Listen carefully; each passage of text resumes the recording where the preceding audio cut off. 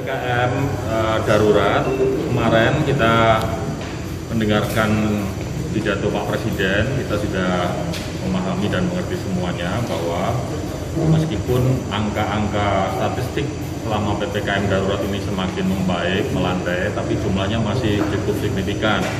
Sehingga oleh Pak Presiden diputuskan, terutama untuk Jawa Bali, untuk PPKM ini diperpanjang sampai dengan tanggal 25 Juli.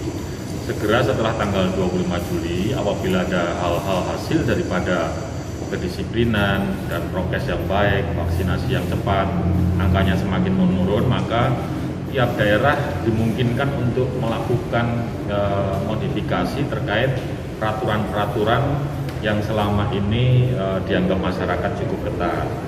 Misalnya untuk restoran, PKL, pedagang, pasar, dan lain-lainnya, setelah tanggal 25, daerah dimungkinkan untuk mengatur sendiri-sendiri, tapi clue atau rambunya adalah hasil daripada data-data yang dikumpulkan oleh pemerintah pusat. Yang pertama.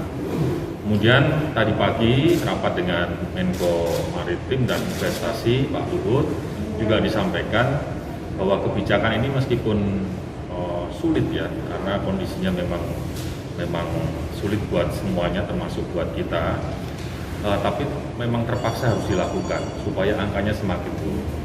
Dan di situ disebutkan tidak ada lagi istilah PPKM darurat, yang ada adalah PPKM sesuai level 1, 2, 3, dan 4, dan Semarang masih masuk di dalam kategori level 4. Meskipun harus saya sampaikan, selama tanggal 3 Juli sampai tanggal 20 Juli kemarin, statistik terkait COVID yang ada di Semarang sifatnya sudah jauh lebih baik. Ini yang pertama. Mengenai penderita COVID di Semarang pada tanggal 3 Juli adalah 2.349. Tapi hari kemarin sudah turun menjadi 1.892, yang 600 warga luar kota, jadi yang Semarang mungkin sekitar 1.300 gitu. Nah kemudian bornya pada tanggal 4 Juli kita tahu rumah sakit penuh di mana-mana. Rumah sakit bornya 94%, yang ICU 96%. Hari ini di tingkat rumah sakit bornya sudah mencapai 57%. ICU-nya masih cukup tinggi, masih di angka 84%, tapi isolasi terpusat yang kita buat hari ini bornya sudah tinggal 24%. Jadi kemudian saya tadi cek ke 21 rumah sakit yang ada di kota Semarang.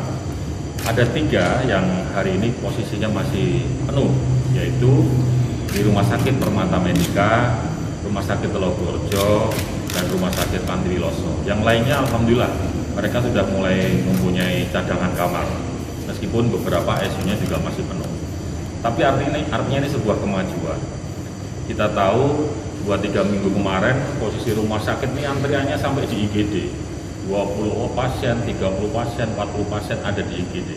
Hari ini rata-rata IGD-nya clear, nggak ada tumpukan pasien. Kemudian tingkat kematian.